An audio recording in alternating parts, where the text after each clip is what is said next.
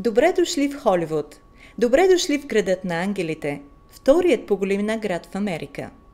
Лос-Анджелес е световният център за бизнес, търговия, медия, мода, наука, технологии и образование.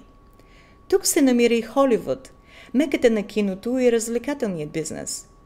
Топлото и слънчево време през цялата година, големите възможности за бизнес и, разбира се, звездите от киното привличат хора от цял свят.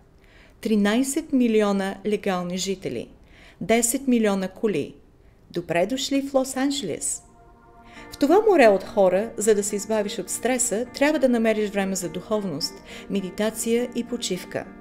Лос-Анджелес е духовната столица на света. Учители, лечители, гурус, духовни водачи от цял свят идват тук, за да споделят своето знание.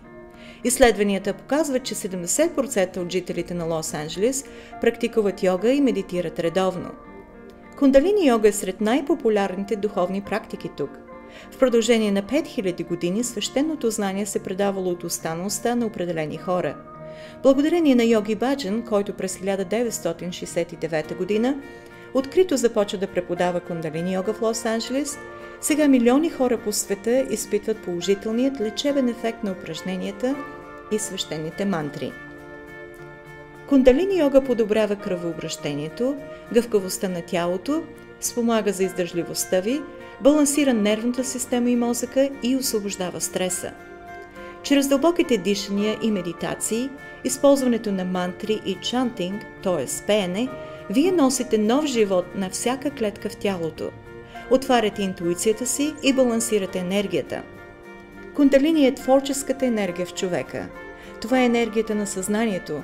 Според древните йоги, кундалини е навита като змия в основата на гръбначния стълб.